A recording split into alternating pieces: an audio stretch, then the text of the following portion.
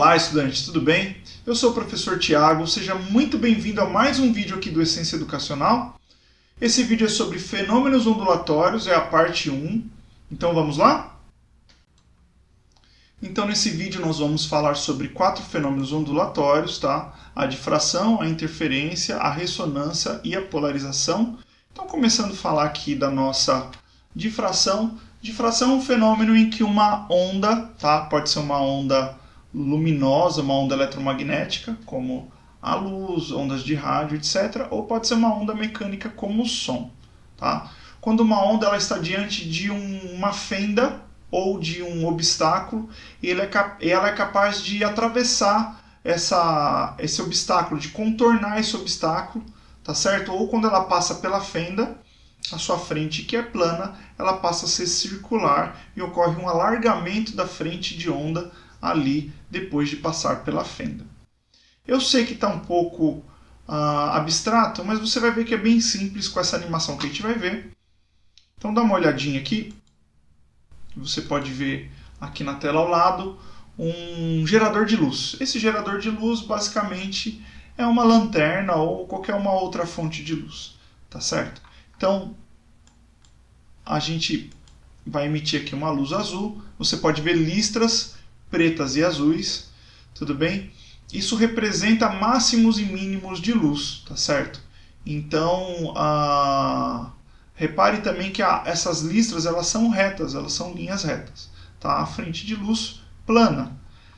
Então a gente vai colocar aqui uma tela e repara que essa tela mostra o quê? Como seria visto essa luz projetada sobre uma superfície, que pode ser uma parede ou qualquer outra superfície, um anteparo qualquer. Quando a gente coloca uma fenda diante da nossa fonte de luz, repara que a maior parte da luz ela fica bloqueada aí no nosso anteparo, na nossa barreira, e a luz que passa pela fenda, ela deixa de ter uma frente plana e passa a ter uma frente circular. Repara também lá na nossa tela, lá na frente, que no centro, alinhado com a fenda, nós temos ali uma região de azul, tá? E nas extremidades não tem luz. Repara que essa faixa azul na tela ela é mais larga que a fenda. Tá? Isso ocorre porque ocorreu o fenômeno da difração. Tá? Nós temos aqui também do lado você pode ver essa linha tremulando. É uma representação da intensidade de luz sobre a nossa tela. Repara que no centro, alinhada com a fenda, nós temos um pico de máximo. Tá? E nas extremidades, a nossa intensidade, a nossa amplitude da luz vai tendendo a zero. Como que a gente pode observar a difração no nosso dia a dia? Então vamos começar com 2 exemplos do som e da luz dentro de uma casa, por exemplo. Então imagina que você está num cômodo e você consegue ouvir as pessoas falando em outro cômodo. Tá? Como que isso ocorre se não existe uma linha reta sem obstáculos entre você e essas pessoas? Quando o som passa pela porta dos cômodos, ele difrata, ocorre um espalhamento ali do som e esse som consegue chegar até você. Ocorre a difração. Tá? Já a luz, ela não vai difratar por quê? Porque o tamanho da fenda, o tamanho da porta não é compatível com o comprimento de onda da luz. O comprimento de onda da luz é muito menor que a porta. No entanto, o comprimento de onda do som é compatível com o tamanho da porta. Eles têm mais ou menos o mesmo tamanho, a mesma ordem de grandeza.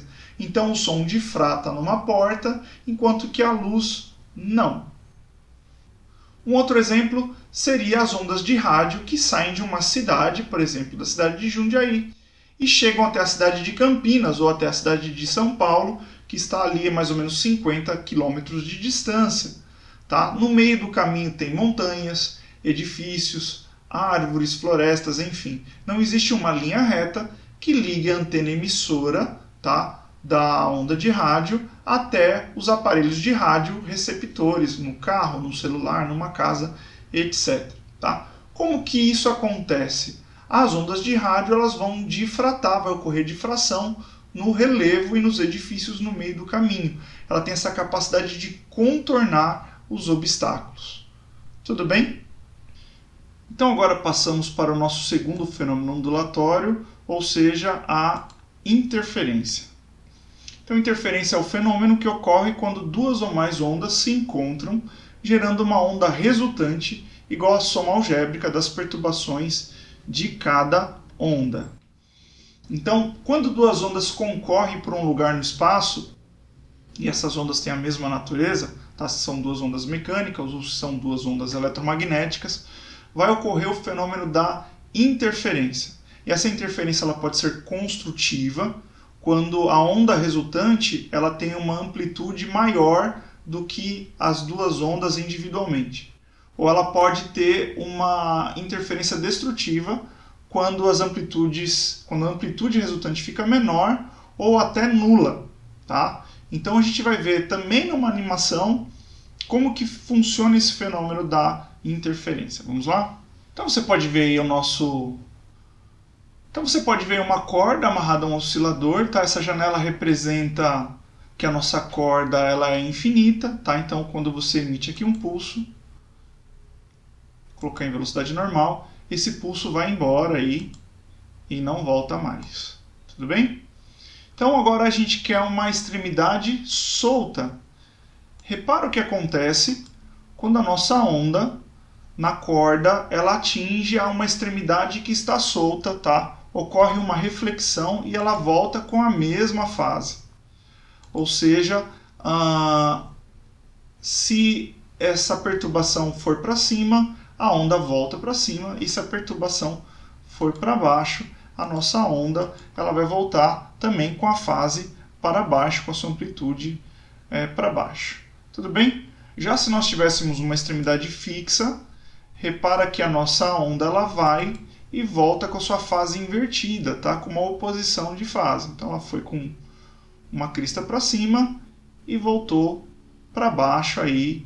Como o nosso oscilador também é uma ponta fixa, ele vai inverter. Então colocando aqui em velocidade normal, a gente pode ver o que vai acontecer aí com a nossa onda.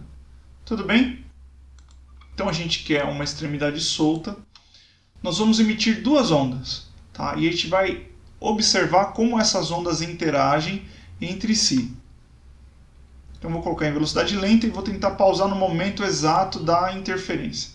Então está indo a nossa primeira onda, a nossa segunda onda, e nesse momento repara que as duas ondas estão disputando a mesma posição, tá? E a amplitude dessa onda resultante é maior do que a amplitude das ondas individuais. Aqui seria o dobro, tá certo? Que são duas ondas iguais.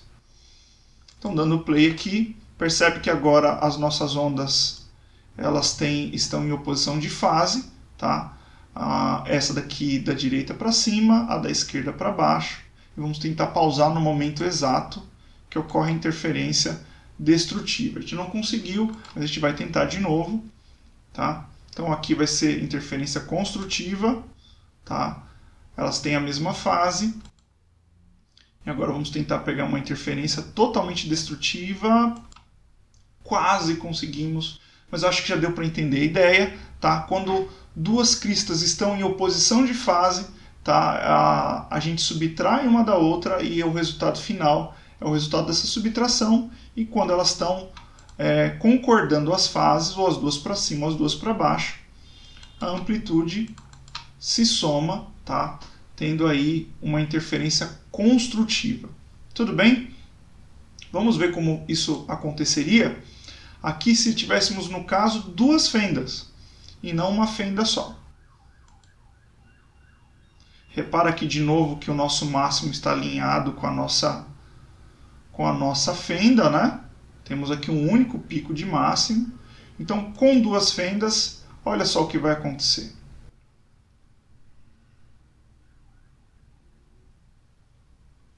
Percebe aqui na nossa tela que agora, em vez de ter um único máximo, nós temos um padrãozinho zebrado aqui.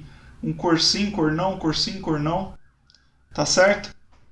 E aqui no nosso mapa de intensidades, nós temos vários máximos locais, tá? Com vários mínimos. Isso ocorre por quê? Porque agora com duas fendas é como se eu tivesse duas fontes de luz, tá? E essas duas ondas elas vão interagir, então vai ter interferência, e em alguns lugares essa interferência é construtiva, tá? Em outros lugares, essa interferência é destrutiva. Beleza? Então esse foi o fenômeno da interferência. Vamos para o próximo fenômeno. A ressonância acontece quando um sistema físico recebe energia por meio de uma onda de frequência igual a uma de suas frequências naturais de vibração. Assim, o sistema físico passa a vibrar com amplitudes cada vez maiores. Então, em outras palavras, você tem um corpo, tá? Um corpo físico ali, ele vai interagir com uma onda e esse corpo ele vai absorver a energia dessa onda, vibrando junto com a onda. Tá? Só que isso não acontece sempre, óbvio, é só você olhar ao redor e você não está vendo todos os corpos vibrando. Quando que acontece ressonância? Os corpos, dependendo dos seus materiais e dos seus formatos, tá? Da sua estrutura física, eles têm frequências naturais de vibração. Ou seja, quando eles receberem uma onda que tem exatamente uma determinada frequência, ele vai absorver a energia dessa onda e vibrar junto com essa onda. Caso a frequência da onda não seja igual a essa frequência natural do corpo, essa onda ela simplesmente passa pelo corpo e não tem interação de ressonância. Pode ter outras interações como reflexão, etc., mas não a ressonância. Então, para ocorrer ressonância, nós temos que ter a mesma frequência de vibração, tá? A mesma frequência de vibração da onda e do corpo. Então, para ilustrar isso ficar bem claro, a gente vai ver aquele fenômeno que é bem conhecido, mas muitas vezes a gente não entende, tá? Você pode ver aí no vídeo, é uma taça de cristal. Essa taça de cristal ela está diante de um alto-falante, tá? Esse alto-falante está emitindo um som que tem a frequência igual à frequência natural de vibração da taça. Então, provavelmente você já viu na TV ou na internet cantores quebrando taças com a voz, tá? O que eles estão fazendo? Eles estão emitindo um som que tem a mesma frequência natural de vibração ali da taça de cristal e essa taça ela vai vibrar.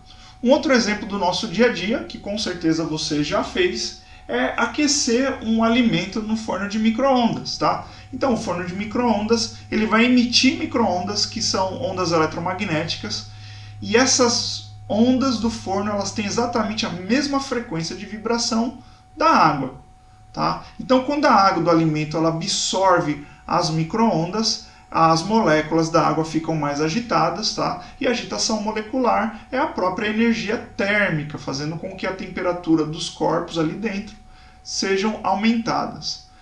E se eu não tiver um corpo com água ali dentro do micro-ondas? Bom, aqui a gente tem que fazer uma observação. Se for um corpo metálico, pode ocorrer um outro fenômeno físico que a gente chama de efeito fotoelétrico, tá? Cuidado! Nunca coloque coisas metálicas, coisas de metal dentro de um forno de micro-ondas. O efeito fotoelétrico é extremamente energético e provavelmente aquele corpo vai pegar fogo, ele vai fundir e ele pode causar um acidente muito grave, tá? Nunca coloque objetos de metal dentro do micro-ondas. Então, se o seu celular caiu na privada, é uma péssima ideia tentar secá-lo no forno de micro-ondas.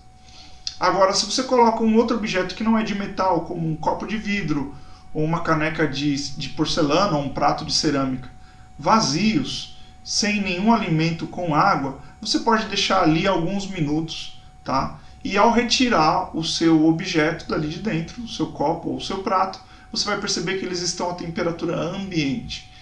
Essa experiência sim você pode fazer com tranquilidade e com segurança. Então, a polarização de uma onda eletromagnética é um fenômeno que ocorre quando esta onda passa por um filtro, tá? Por um polarizador, e apenas uma fração da luz é preservada e o restante da luz é bloqueada. E essa fração que é preservada, que passa pelo polarizador, ela tem uma única direção de perturbação, ela tem uma única direção. Então veja aqui na nossa imagem uma representação de uma onda que tem várias direções de perturbação, tá? E aqui nessa parte de cima, quando ela passa pelo filtro azul, que tem fendas verticais, apenas a porção vertical da luz atravessa o polarizador e o restante é bloqueado. Da mesma forma, no polarizador de baixo, vermelho, que tem fendas horizontais, apenas a parte horizontal da luz é que passa pelo polarizador e o restante é bloqueado. Essa luz que passa pelo polarizador a gente chama de luz polarizada. Isso a gente consegue entender uma série de fenômenos e tem uma série de aplicações físicas.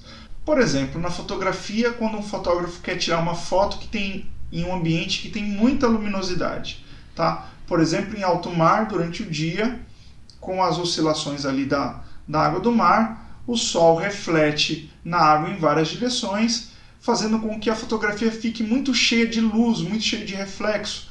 Aquelas partes brancas do mar, tá? Que na verdade é o reflexo do sol na superfície da água. Esse efeito muitas vezes é indesejado. Então, para retirar essa fotografia de uma forma mais eficiente, a gente coloca uma lente polarizada, bloqueando a maior parte da luz, sem, no entanto, modificar a cor da luz que passa pelo polarizador. Um outro exemplo muito legal é o cinema 3D. Para a gente entender o cinema 3D, primeiro a gente tem que entender a nossa visão em 3 dimensões. Tá? Como que a gente consegue enxergar em 3 dimensões? Bom, o nosso corpo é equipado com 2 olhos, tá? Esses 2 olhos eles estão dispostos a uma certa distância um do outro, de modo que com um olho nós temos uma certa visão, um certo ângulo de visão, tá? Um ponto de vista, enquanto que com o outro olho nós temos um ponto de vista ligeiramente diferente, tá? Se você fizer esse exercício de colocar um dedo na frente do rosto e fechar um olho e depois o outro, parece que o seu dedo está se mexendo assim. Esse fenômeno a gente chama de paralaxe. Então, quanto mais perto o seu objeto estiver dos seus olhos, mais intenso vai ser a paralaxe, e quanto mais distante o objeto estiver dos seus olhos, menos intensa vai ser esse fenômeno de paralaxe. E é assim que a gente consegue perceber se um objeto está perto ou longe. É pela intensidade da paralaxe. O cinema 3D ele simula esse dispositivo natural que a gente tem de 2 olhos através de uma câmera, como você pode ver na figura, que tem 2 entradas de imagem. Ela tem aí, na verdade, são 2 câmeras em uma, ela vai fazer 2 gravações. E reparem no desenho que essas 2 entradas de luz, elas têm mais ou menos a mesma distância uma da outra dos nossos olhos. Então a imagem no cinema 3D ela é projetada não por um projetor, mas por 2. Tá? Cada projetor vai projetar a imagem captada por cada lente da câmera 3D. Tá certo? Esses projetores eles terão lentes polarizadas. Então um projetor, como você pode ver aí representado emitindo luz vermelha, ele tem uma lente polarizada verticalmente, enquanto o outro projetor, que está emitindo luz azul, ele tem uma lente polarizada horizontalmente. Então o terceiro dispositivo físico aqui necessário para o cinema 3D acontecer é o óculos 3D. O óculos 3D ele é equipado com uma lente que é polarizada na vertical e com outra lente que é polarizada na horizontal, de modo que cada olho vai enxergar o que está sendo projetado apenas por um projetor, que é o que foi capturado apenas por uma das câmeras. Então o cinema 3D ele reproduz esse dispositivo natural. Cada olho vai captar uma fração da luz que foi captada por cada uma das lentes da câmera, dando uma sensação artificial de tridimensionalidade. Então vamos parar a parte teórica por aqui para fazer um exercício do Enem de 2018.